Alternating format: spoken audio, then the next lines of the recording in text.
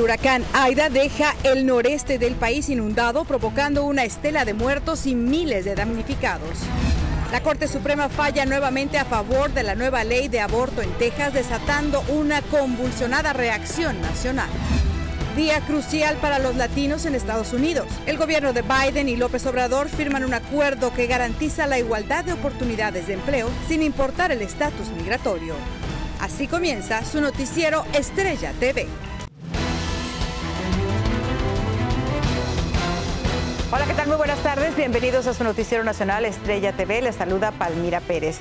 Iniciamos este jueves con los poderosos remanentes del huracán Aida, que dejaron muerte y destrozos en varias ciudades del noreste de Estados Unidos. María Teresa Saravia nos hace un recuento de los daños. Al menos 29 personas perdieron la vida desde Maryland hasta Nueva York como consecuencia de las históricas y apocalípticas inundaciones y tornados que provocaron los remanentes del huracán Aida en el noreste del país, donde también causaron una destrucción sin precedentes. La tragedia estremeció la Gran Manzana por la muerte de 8 personas que se ahogaron cuando el agua las sorprendió en el sótano donde vivían, y la de un hombre al que una caudalosa corriente arrastró en su auto. Me siento muy mal por ellos, pero yo me considero afortunada porque no estoy en esta situación tan mala, pero es terrible para toda la comunidad.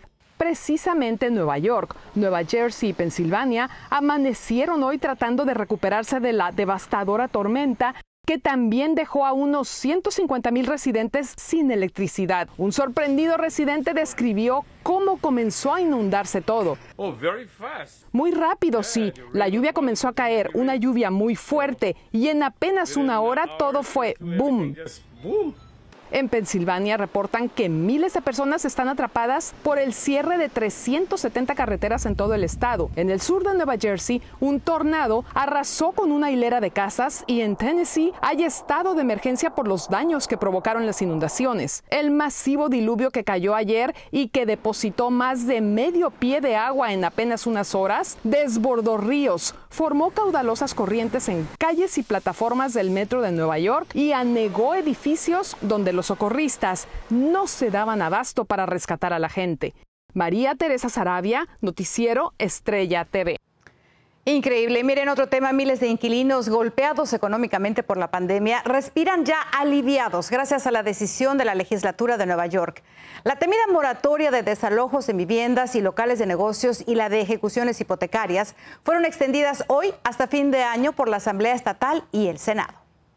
Y en otro tema, el presidente Joe Biden está decidido a encontrar maneras para defender el acceso al aborto a las mujeres en el estado de Texas. Esto en respuesta al fallo de la Corte Suprema a negarse a bloquear la ley de ese estado que prohíbe casi todos los abortos. El presidente calificó la decisión del Supremo Tribunal como un asalto sin precedentes. Y precisamente para hablar de esa decisión, ahora nos enlazamos con Alejandra Soto, quien es directora de medios para Planned Parenthood Federation América, y nos va a hablar más sobre esta polémica. Alejandra, buenas tardes, gracias por aceptar nuestra invitación. Explícanos un poquito en qué consiste esta ley que tiene a todas las mujeres tan furiosas en Texas. Gracias a ustedes, y furiosos debemos de estar todos, hombres y mujeres, porque se está hablando de un ataque a la privacidad médica y a derechos que existen y están protegidos por leyes federales. Se trata muy sencillamente de una prohibición al aborto más allá de las 6 semanas de embarazo. Y cualquier mujer que ha estado embarazada nos los puede contar. Una no sabe en esas primeras 6 semanas necesariamente que está embarazada, y tampoco tiene tiempo para andar tomando decisiones que van a afectar el resto de su vida. Ellos están llamando... Perdón. No, y perdón, es que insólito además el que no hay excepción en casos de violación ni de incesto. Así es que si resultas embarazada por violación o incesto, tampoco puedes solicitar un aborto después de las 6 semanas. Precisamente para allá querer, porque ellos están llamando esta ley la ley del latido del corazón, porque dicen que a las 6 semanas ya se escucha el latido del corazón. Y muchos grupos en contra del aborto, bueno, obviamente están apoyando esto. ¿Qué nos dices tú al respecto? Yo no soy doctor, pero nuestros expertos médicos en Planned Parenthood lo dejan muy claro. En esas primeras 6 semanas no está desarrollado el corazón todavía del feto, está en desarrollo como el resto del cuerpo, por supuesto, y lo que se escucha no son ningunos latidos, es simplemente murmuraciones de ese crecimiento. Claro. Sin embargo, habiendo o no habiendo corazón, el punto más importante aquí es que una persona debe de poder decidir en consulta propia, con su conciencia, con su doctor, con su familia, si así lo desea, qué decisión tomar de planificación familiar. Un político no tiene nada que hacer metido en decisiones médicas. Claro, la mujer es dueña de su cuerpo y de las decisiones que toma, y más cuando es el caso de una violación o de un incesto, ¿no? O sea, que el tío puede violar a la sobrina y la niña de 9 años va a quedar obligada a tener ese bebé porque va a ser imposible que se dé cuenta si está embarazada o no las 6 semanas, ¿no? No solamente darse cuenta de eso, no sabemos si mamá ya habló con ella, ¿no?, sobre la menstruación, no sabemos si ella ya entiende bien qué es ese proceso y por supuesto estamos hablando de un trauma, una situación violenta, terrible, ¿no?, donde la persona está en shock, donde no puedes realmente hablar de lo que te sucedió y mucho menos tomar decisiones adultas a esa edad o en ese estado. Así es que sí es muy preocupante. Se diría que entonces en este caso le están dando más peso al aborto que a la violación de una menor. Pues yo quisiera que estos políticos se pusieran en los zapatos de las mujeres que están en estas situaciones difíciles, porque aclaremos, te embaraces como te embaraces, el tomar esta decisión nunca es sencilla, claro. Requiere de tiempo, requiere de consejos, no se toma en 2 días. Y nuevamente, muchos inmigrantes aquí estamos precisamente porque creemos en un país donde tienes tu libertad de expresión, libertad de credo, libertad de tomar decisiones por ti mismo. Entonces, bueno, confíen, ¿no?, en la adultez de cada persona y de que uno va a tomar la mejor decisión para sí mismo. Muy bien, Alejandra, se nos acaba el tiempo. Muchísimas gracias. Sabemos que ustedes ya tienen programadas algunas acciones, van a seguir luchando para que esta ley sea abolida y nosotros vamos a estar al pendiente de lo que suceda. Gracias por participar. Gracias, muy amable, así es. Vamos a cambiar de tema y nos vamos a ir al tema de la pandemia, porque el aumento en el caso de casos de coronavirus, hospitalizados y sobre todo de los niños de COVID-19 ya es alarmante. Escuche esto, más de 500,000 de menores dieron positivo debido a la variante Delta, según datos de la Academia Americana de Pediatría. Y los más afectados son los pequeños de 11 años o menos que aún no pueden ser vacunados. Y en todo el país, las compañías han comenzado a bajar los requisitos con tal de atraer trabajadores para sus empresas. Nadie quiere trabajar. Wendy Castillo nos dice en qué áreas se están poniendo más flexibles. Wendy. Palmira, buenas tardes. Las empresas están aflojando las restricciones en todo, desde la edad, nivel de experiencia y hasta la realización de ciertas pruebas. En este negocio, su propietaria está desesperada por conseguir personal calificado, pero al no encontrar ni siquiera quien esté dispuesto a trabajar, está bajando sus estándares. Antes pedíamos experiencia de cocineros, ahora les decimos, si no tienen experiencia no hay problema, con que tengan ganas de enseñarse a cocinar, nosotros los entrenamos, nosotros los enseñamos. Lo mismo sucede a lo largo y ancho del país con grandes empresas como la cadena de farmacias CVS, que anunció a principios de agosto que ya no requeriría un título mínimo de escuela secundaria para llenar los puestos de nivel de entrada en sus tiendas. Mientras tanto, Amazon ha dejado de realizar pruebas de marihuana a los solicitantes de empleo. Ahorita se nos vienen las temporadas fuertes, se nos viene la temporada de Navidad. Estamos ahorita tratando de buscar a gente, solicitando a gente. La tendencia de relajar las reglas comenzó hace 3 años, cuando el mercado laboral empezó a endurecerse y se aceleró después de meses de encierro por la pandemia, cuando los trabajadores reevaluaron si sus largas horas de trabajo valían la pena. Como yo personalmente, yo no voy a agarrar un trabajo donde me digan tienes que agarrar la vacuna, porque no es algo que yo quiero agarrar. Mucha gente tiene el miedo de agarrar la vacuna y por eso, si un trabajo lo está requiriendo, no van a agarrar el trabajo. Delta Airline dice que el 95% de sus trabajos en servicio al cliente ya no requieren un título universitario, afirmando que la medida no fue directamente debido a la escasez de mano de obra, más bien se trata de encontrar al talento adecuado para el trabajo y la organización. Mañana el gobierno federal dará a conocer las cifras de desempleo del mes de agosto. Sin embargo, economistas prevén que por lo menos unos 750,000 puestos de trabajo aún no se han llenado. En Los Ángeles, California, soy Wendy Castillo. Regreso contigo. Interesante situación. Muchas gracias, Wendy. Mire, en California fue detectado un fraude masivo en las solicitudes de ayuda financiera para ingresar a los colegios comunitarios. Más de 65,000 solicitudes estaban dirigidas a 116 campos a nombre de aspirantes mayores de 30 años con ingresos menores a $40,000 anuales. La estafa fue descubierta al registrarse un inusual aumento de inscripciones.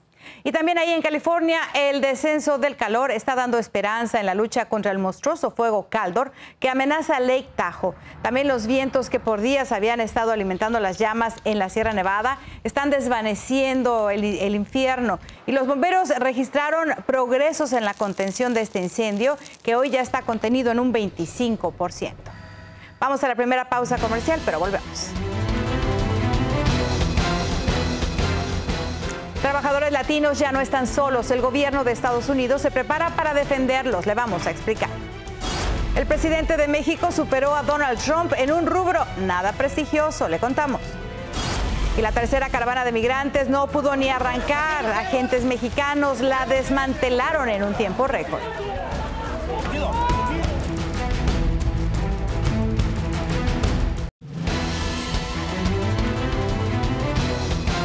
En noticia de última hora, una balacera en la preparatoria Santee Education Complex en el área del sur Los Ángeles, en California, obligó a cerrarla hace unos momentos. Oficiales respondieron al reporte de varios disparos afuera de la escuela sobre la avenida South Maple y al parecer encontraron 2 heridos en la escena. Se desconoce el estado de salud de ambos y el agresor solo se sabe que fue un hispano. La escuela está completamente cerrada. El tiroteo no fue dentro de la escuela, sino afuera de la escuela. Bueno, la administración Biden ha comenzado a impulsar importantes iniciativas dirigidas a proteger los derechos laborales de los trabajadores latinos en este país. Vámonos hasta Washington con Armando Guzmán, quien nos tiene todos los detalles. Los mexicanos en Estados Unidos hacen lo que la gente que usted ve aquí está haciendo, buscando ayuda y protección del gobierno de su país original. En el caso de los consulados de México en Estados Unidos, no es nuevo que ayuden a solucionar conflictos laborales. Lo nuevo es esto, que con esta firma en Washington a partir de hoy, esa protección no será solamente por parte de los consulados, sino también por parte del gobierno federal. Martin Walsh es el secretario de Trabajo de Estados Unidos. I think it's very important that this is a partnership, and the partnership is just not a name, 2 names on a paper. It's a partnership between the consulates around the country and the Department of Labor here in Washington. En Estados Unidos hay casi 50 millones de trabajadores nacidos fuera de este país. En la fuerza laboral estadounidense, 1 de cada 7 trabajadores migró a Estados Unidos de alguna otra nación. Proteger sus derechos en cualquier tipo de empleo no es nuevo. Lo que es importante también es que para el gobierno federal actual, no tener calidad migratoria no es impedimento para que los derechos laborales de esa persona se respeten. Usted ha oído de trabajadores en el campo, por ejemplo, a quienes en lugar de pagarles los amenazan con llamar a inmigración. Eso el gobierno federal de Estados Unidos no lo permitirá. And we're going to defend them, we're going to work for them on their behalf, and we're going to do everything we can to get their money back. Lo más importante es que los consulados de México podrán tramitar las quejas y eso hará más fácil evitar tardanzas en obtener resultados, aunque México quiere aumentar aún más esa protección. El señor presidente de la República, Andrés Manuel López Obrador, en algunas ocasiones ha comentado en sus entrevistas mañaneras que desea que haya una especie de Procuraduría de Defensa del Migrante en los consulados. Ahora, lo que está usted viendo es apenas la punta de una enorme estructura. El Departamento del Trabajo de Estados Unidos es una organización enorme, con tentáculos que en realidad influyen en forma muy importante en la industria, en el comercio, en todos los negocios en los Estados Unidos. Así que este departamento ahora se comprometa a utilizar todos sus recursos legales para defender a los inmigrantes mexicanos es simplemente muy importante. En Washington, Armando Guzmán, Noticiero Estrella TV. Gracias, Armando, por esas buenas noticias. Mire, cerca de 20,000 afganos ya se encuentran alojados en bases militares de 5 estados de nuestro país. Virginia, Wisconsin, Nuevo México, New Jersey y también Indiana les ofrecieron refugio temporal, mientras que otros 40,000 permanecen en instalaciones del ejército en el extranjero, esperando ser procesados para ingresar a Estados Unidos. Vamos a una segunda pausa comercial, pero volvemos. Revelan que Andrés Manuel López Obrador no se cansa de mentir, sobre todo en las mañaneras. Migrantes ven desvanecer su sueño americano, murallas de oficiales mexicanos se los impiden.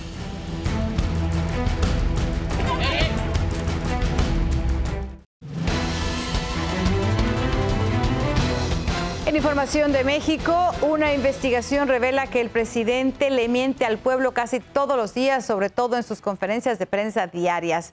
Víctor Blázquez está en la Ciudad de México y nos habla de dónde salen estos datos.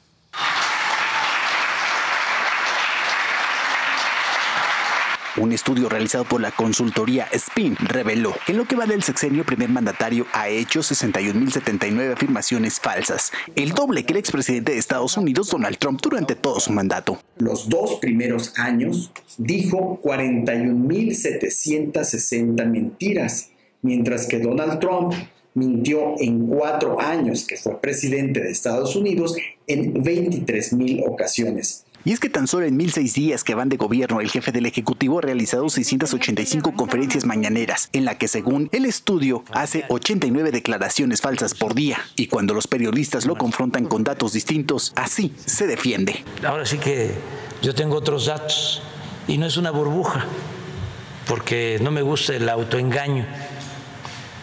Eso corresponde a los demagogos. Incluso aseguró que en menos de la mitad del camino ha cumplido 98 de los 100 compromisos que hizo a los mexicanos en la plancha del Zócalo cuando se convirtió en presidente. Una declaración que dividió opiniones. Yo creo que hay que creerle un poquito. Sé que no ha hecho las cosas bien, pero ojalá sea cierto. Ya la verdad con él es algo incierto, porque lamentablemente no tenemos un presidente que nos esté dando un respaldo como país, como sociedad. Cabe destacar que la consultoría informó que durante el tercer informe de gobierno, el presidente Andrés Manuel López Obrador lanzó 88 afirmaciones que no pueden ser comprobables. En Ciudad de México, Víctor Blázquez, Noticiero Estrella TV. Ahí lo tiene, el señor tiene otros datos, como siempre. Y acusan a un expresidente de México de haber recibido sobornos por $6 millones. Además de Enrique Peña Nieto, la acusación de la Fiscalía General de la República también nombra al exsecretario de Relaciones Exteriores, Luis Videgaray. Presuntamente, ambos recibieron el dinero de la constructora brasileña Odebrecht, que buscaba ser favorecida con contratos de Pemex. Y fuerzas del orden mexicanas acabaron a golpes y en tiempo récord con los sueños que tenían cientos de migrantes de lograr una vida mejor. Víctor Cordero tiene la información. Los agentes del Instituto Nacional de Migración de México y de la Guardia Nacional frenaron enérgicamente y de manera violenta la tercera caravana de migrantes que salió en menos de una semana de Tapachula, Chiapas, buscando llegar al suelo americano. La mayoría de quienes han tratado de internarse en México son de origen haitiano, pero también entre ellos hay muchos centroamericanos y venezolanos. Tenía miedo y presentía que podía armarse este relajo y mire, y por eso me quiero entregar porque mi esposo y mis 2 hijos se los llevaron. No quiero seguir sola. Fueron cerca de 200 personas las que vieron hechos pedazos sus sueños de llegar a Estados Unidos, muchos teniendo que emprender el regreso a sus países con las manos vacías, aterrados por tener que regresar a la violencia de la que huyeron y desesperados porque su futuro es cada vez más incierto. No tengo nada, no tengo familia aquí, no tengo nada. Estoy caminando con mi pie porque mi hija está enferma, tiene gripe, tiene todo, está muy duro para nosotros para caminar. Como las anteriores, esta última caravana partió de Tapachula, Chiapas, en México, donde unos 125,000 migrantes han estado esperando por meses, durmiendo en las calles, a la espera de un permiso para transitar por el país azteca. En muchos casos, presuntamente han sido agredidos brutalmente por oficiales mexicanos, lo que le ha valido fuertes críticas al gobierno del presidente Andrés Manuel López Obrador. Víctor Cordero, Noticiero Estrella TV. Bueno, mire, ahora vamos a Texas, donde donadores privados contribuyeron en agosto con más de $54 millones para construir el llamado muro fronterizo. Fue la respuesta al anuncio del gobernador Greg Abbott en junio pasado de que solicitaría donativos privados para ese objetivo, además de prometer que el Estado aportaría 250 millones como pago inicial. Llegamos a la última pausa, pero ya sabe, volvemos. Imagínese ver a una sirena por primera vez en su vida. Bueno, una niña lo hizo y su reacción no tiene precio.